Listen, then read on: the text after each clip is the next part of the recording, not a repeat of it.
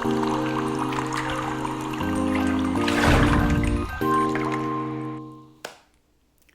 guys, it's Karen from Waterfall Acrylics. How are you? Today I'm doing a little one-off video just to help the people who have been struggling with their varnishing using the awesome Brite Tone varnish. This is the high solids top coat, the clear gloss. I'm going to demo it again and talk about some tips and tricks that Jen Neal and I have discovered, and to hopefully this video will answer a lot of questions we've seen in our Art Addicts group. I'm going to try and get my camera down as low as possible and yeah, do another demo of how to apply this product. I'm going to do it on 3 different substrates. I'm going to do it on ceramic tiles for those that like to make coasters.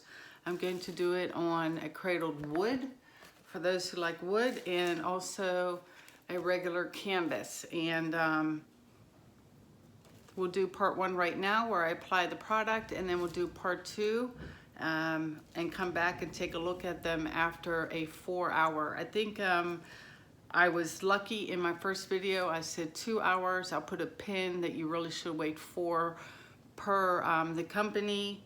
I did it in 2 with no ill effects. But we'll talk about that. Let me get set up and get you guys down. Hold on.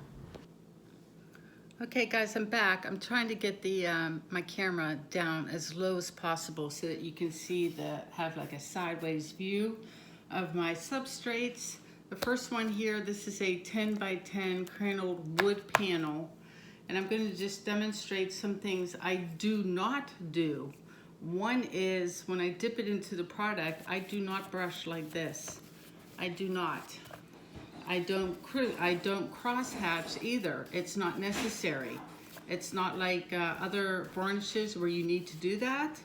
You just, all I'm going to do is dip it into the product and run it across this way. So basically it's more like I'm laying on a thin layer, and that's it.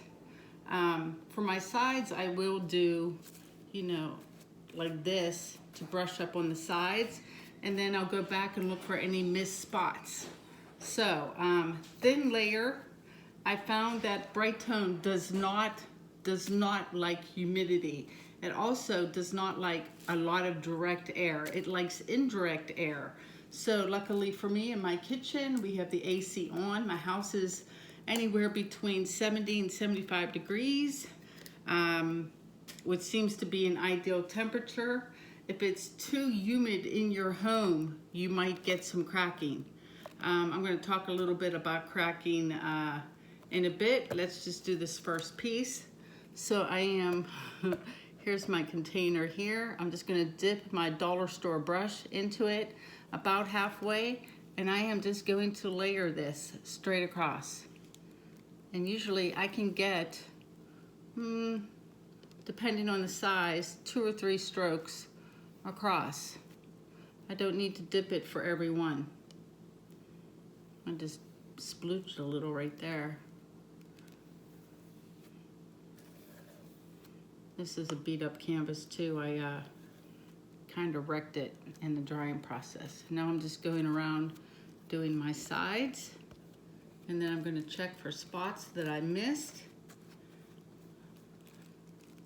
And I can already see, if you put it on too thin, it won't self-level.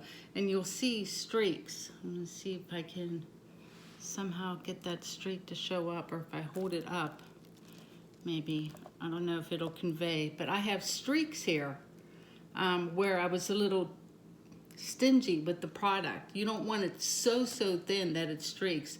So just a little more on the tip of my brush and go over the 2 areas where I didn't apply enough. You don't want it to be, if you have it too thick, it won't set up, and it's prone, it might be prone to cracking. But that's it. It's just a very thin layer.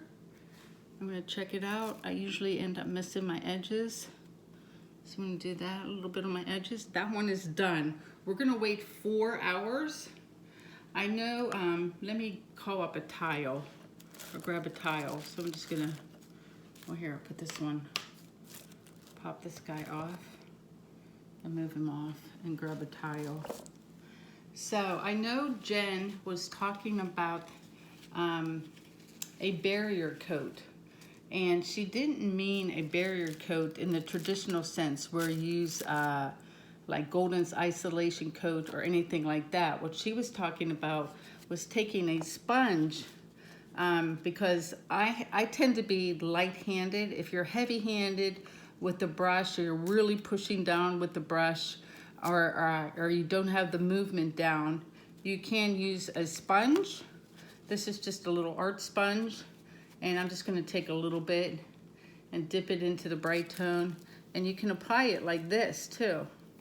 This is what she was talking about, of having a light barrier coat. Barrier wasn't the right word. I guess I would call this more like a pre-coat, where she does that pretty much and lets her tiles dry, and then she comes back with her brush. Now that has, well, that's pretty much done. If you see little bubbles, don't fret. There is no need for torching. You don't want to torch this product. They will just disappear, honestly. And, or if they really bug you, then, you know, once it's cured after 4 hours, you know, when you put your second coat, use your brush and lightly go over it like this. Zip around the sides, and that's it. That's one. So that's a tile with a very light coat, completely covered, no brush strokes, no anything. That one was quick and easy.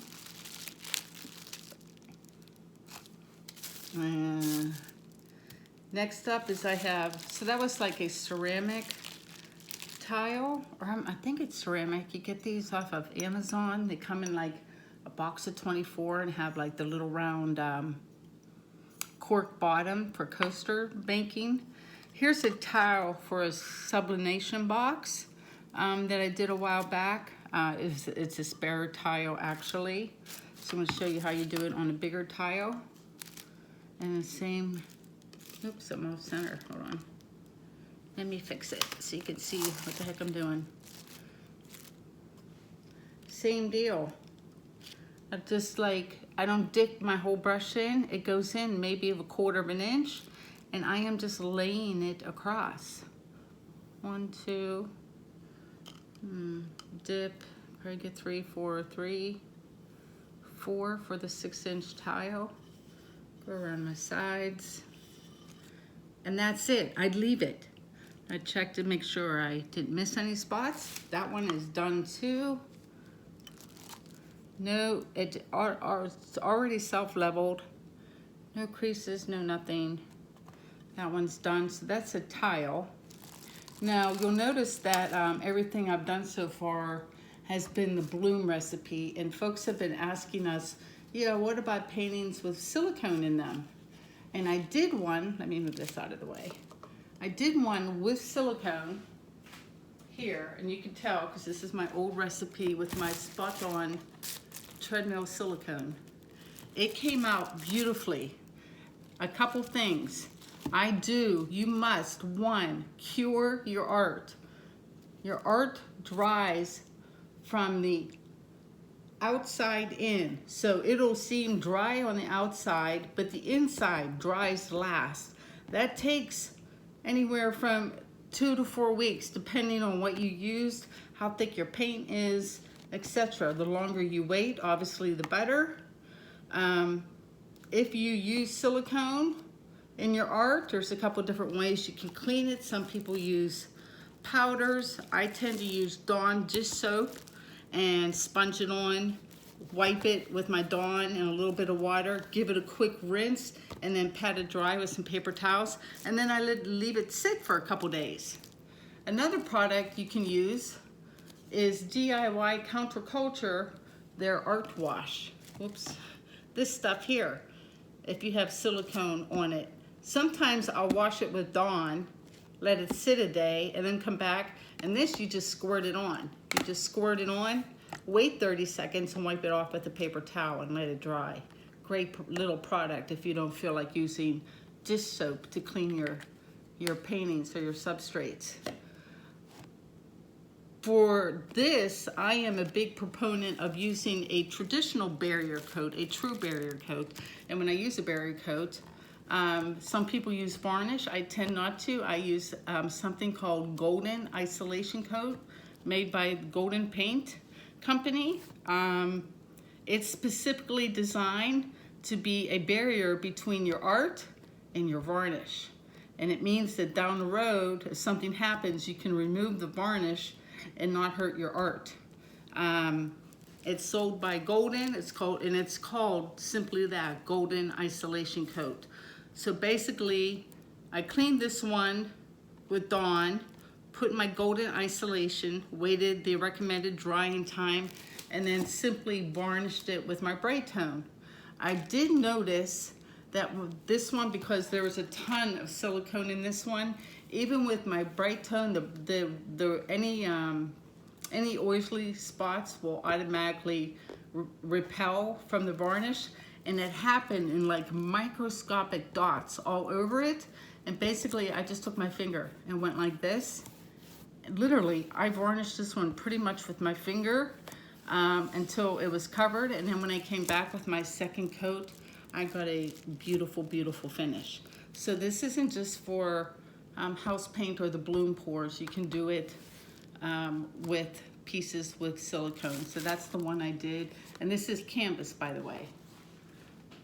All right, next up, so we did a coaster, we did a tile, we did wood, and I have another canvas to do. So this is an 8x8. That might be a little too flat, I don't know. We'll try it. I'll lift the camera up and we'll inspect all of these before they dry, and then we'll leave them dry and I'll come back on. So this is my 8x8, same deal, my brush in about halfway, and then I just lay it on and glide. That's it. I can flip it over, redo that one part. Got 3 strokes out of it that time. 1, 2, 3. Let me do that one again. And then I will just put the tip in for each side and run up like this all the way. This one's already self-leveled that fast too. I don't want any more on. I'm not gonna worry about the bubbles. I don't want it too thick. I wanna just let it dry and let it be. I have discovered, I did an experiment last night because so many, not so many, but 1 or 2 of you have written to me about crazing. And so I did an experiment last night where I took a canvas. Which one was it? I'm gonna come up a second because then we'll zoom down. Hold on one sec, let me There come you up. are. I took a canvas, I did an experiment. I took this canvas here, which really was done less than 2 weeks ago. So not really cured, dry, but not really cured, and done with pigments. And your art, absolutely, particularly if you use pigments. Pigments, if there's too much pigments, will rise to the top, and you go to varnish, it will make the pigments bleed. You want to absolutely make sure your art is cured all the way so your pigments don't bleed. What I did with this one is a little experiment where I put the Brite Tone on it, and then I put it underneath the tent, and then I put towels under my little tent, the little picnic tent, and I waited about a half an hour. We didn't have the air on. I talked to my husband like, I need it to be humid in my kitchen. So we turned off the air and opened up the French doors, and it got hot and humid in here within half an hour. And because I covered it up and made it like a little incubator inside, this whole thing cracked to high heaven. It bubbled, it cracked, it was awful. And I was like, oh my God. What I did, because this product is water soluble, is I took some cool water and a sponge, like a kitchen sponge, ran it over here, it lifted right off and wiped clean. This is wiped clean, and then I put a regular coat on without, you know, putting it in an incubator. So if you do see it starting to crack, like watch it. If you start, where am I looking? If you're watching it and it's like a half an hour later and it's still like tacky and kind of wet and getting all cracked, by all means, take some clear water, cool water, and a sponge and gently wipe it all off. Don't let it cure. I mean, who wants a cured crack painting, right? Remove it. You can remove it, particularly if your art, again, is cured. That is so, so important. Let me pop the camera off for a second and we'll do a close-up on these, see if we see any streaks or anything, and then I'll see you guys in 4 hours for a closer look. Hold on one second. Okay, so here's the last one we just did. I haven't moved it or anything. I'm gonna try and hold this sideways as best I can. You can see the shine from it for sure. And I'm looking for any streaks. I see bubbles. I don't care about them. They will disappear. I don't see any streaks. I don't see anything at all. Just shine. So that one's looking good. Let's look over here at the 6-inch tile. And I think I see where I missed a spot. I don't know if you guys can see. Let's see if I can get that. See that little line right there on the edge where I missed? I'm just gonna barely touch the tip of my brush into the varnish and just go over that little spot right there until it's gone. Looking good. You want to keep the lid on your varnish too. It's super fast drying. That is looking, let me turn it all around, see if I see anything, any other streaks, anything at all. And I won't be moving these. My husband and daughter went to run some errands. I'm about to run to the art store. These are literally going to just sit right here on my island for the next few hours unmarked. Now this one you're gonna see some flaws because I screwed up this painting. It was stuck to another one and I pulled the tape off. So that flaw right there is not the varnish. That's just the paint screw up by yours truly. This piece also is not cured. I only did this one maybe less than 2 weeks ago, and here's a really good example of what happens if you don't let it cure. See that? That is bleeding the pigments in spots. See how it bled?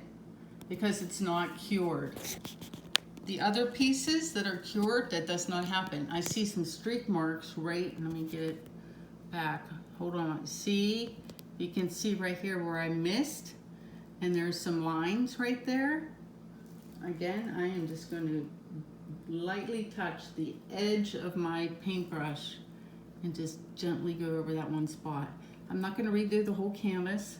I'm just going to hit that one spot and wait for it to self-level. Just like that. There.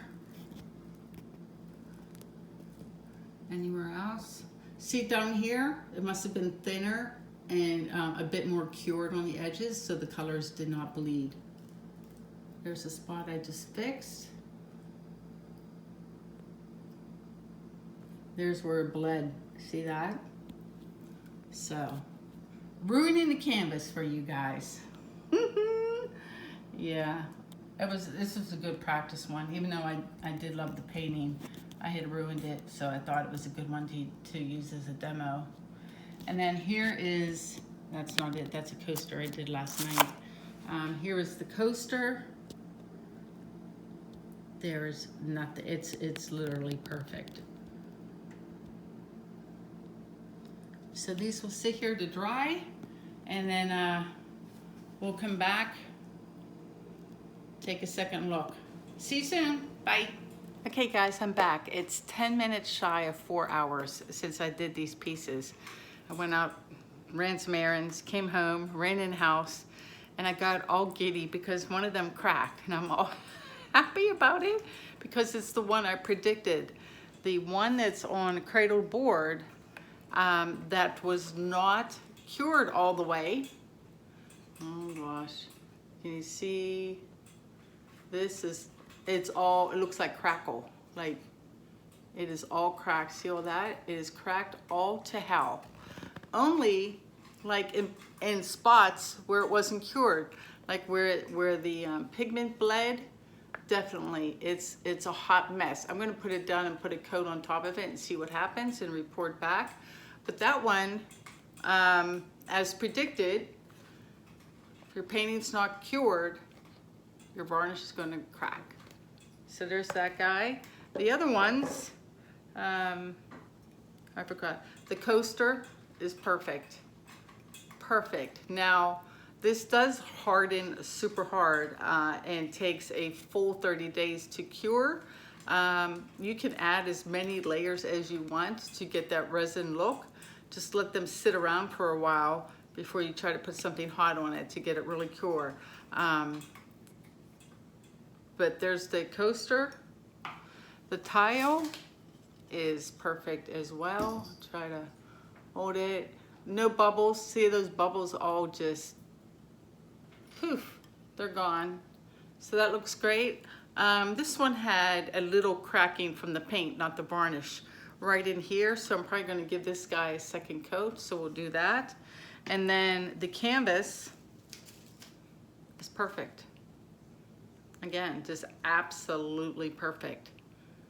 Not a mark, nothing. Smooth, glossy, non-sticky, just a dream. So let me get the camera down. I'm gonna put, I'm gonna do the tile and see if we can fix the cracked piece.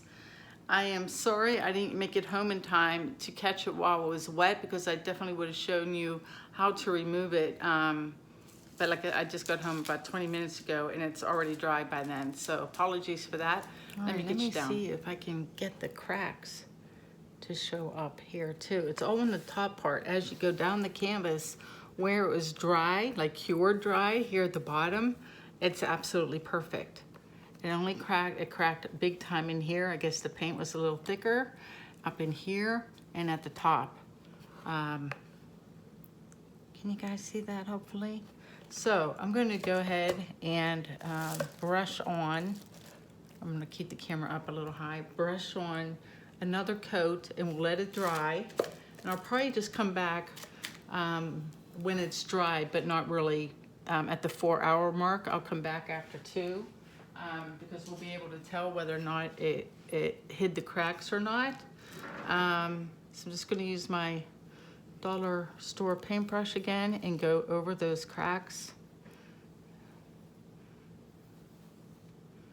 1, 2, 3. You can see I'm just kind of laying it on and gliding it over. Like that. Oh, missed a spot. Check my coverage. Did I get everywhere? Do my sides again.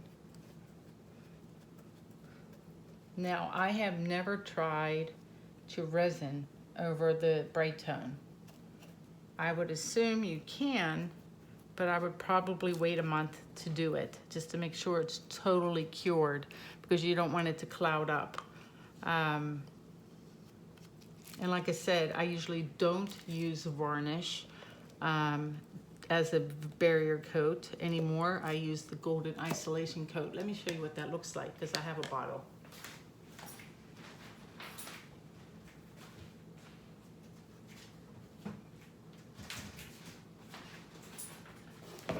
Whoa, almost dropped the painting. It's this stuff right here, golden isolation coat. And this, as I mentioned earlier, you can brush on, try to it will leave brush strokes. You try to minimize them as best you can, particularly if the brush strokes are minor. When you go to resin, and they disappear anyway. But that's the stuff that I use as a true isolation coat. All right, so I'm staring at this, and I can still see minor cracks in my ribbon right here. We'll see if this disappears. I'm gonna set this off to the side and leave it be. We'll check on that in a couple hours. And then real quick, I want to like basically fill the cracks of the cracked painting on this little tile right here. So I'm gonna do the same thing.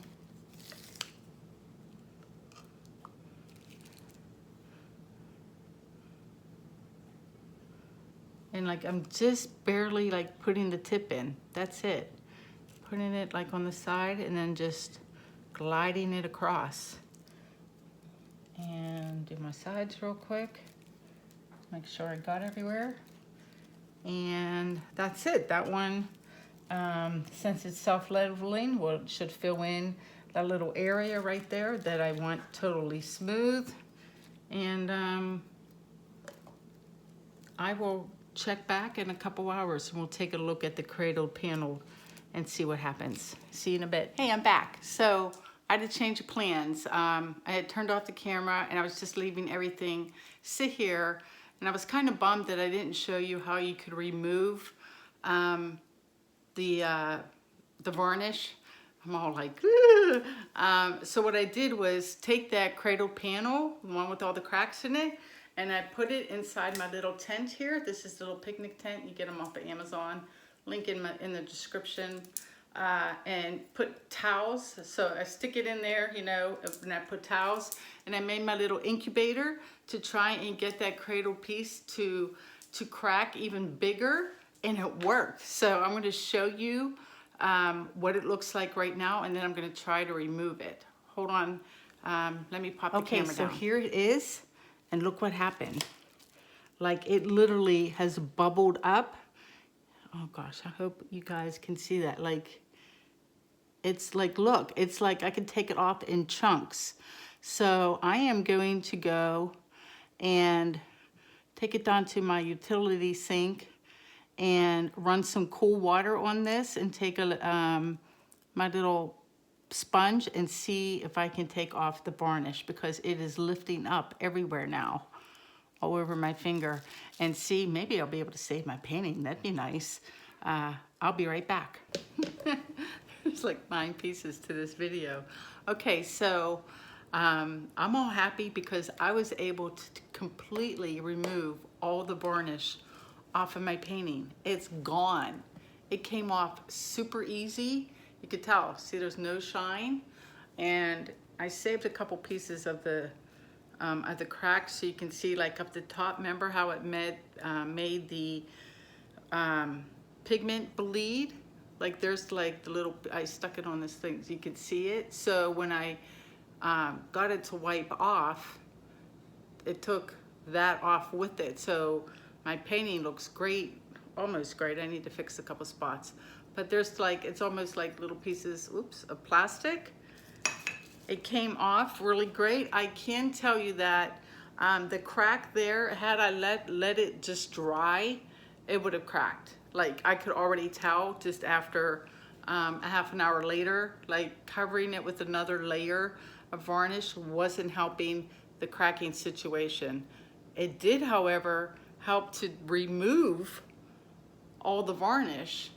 So that was a great little experiment. So maybe if you have a painting that's not too cured, like I'm doing this all in one day, so obviously there's no real time for it to really set up. But if you catch it quick enough, you may be able to do what I just did and remove all the varnish. And this is, where's my little, I brought it up. This is what I used, like a little spongy thing. See, you can, this thing is gross from all kinds of things. This is what I used. And with some lukewarm water, let the water spray, hit the canvas, and then just gently give it a nice little rub, and it just peeled off, crumbled right off. So no more varnish on this piece at all. I'm going to try and fix my boo-boos, because now I'm all happy that I can maybe save this. I'm just gonna let this one sit around and cure for a month, and then either varnish it or resin it, because yay, I got to use it as a demo and save it at the same time. So I'm all giddy. Just a couple final thoughts for you is humidity. It doesn't seem to like humidity unless you really want to do what I do and make a little incubator to remove varnish. Don't brush back and forth. Just smooth layers across. Cure your art. Please cure your art. And the owner of Brite Tone, the company called Crystal Lac, has joined our Art Addicts group that Jen Neal and I run on Facebook. She is going to be available to answer questions for you guys about the product, if there's something I didn't cover, and help us out for a bit, because we just believe so strongly in something that's so easy to use. Once you get the hang of it, it's just amazing. And I love it so much. Jen is the expert in using it as a pouring medium. So we kind of divvied up. She's pouring medium gal, I'm varnish gal. We're both available to answer your questions. Please just put them all in the Art Addicts group. We have a thread there on Brite Tone, and we'll respond back to you as soon as possible. I hope you found this educational and a bit more informational than my first one. And yeah, I'm all happy now. You guys take care, and I'll see you at the next video. Bye-bye.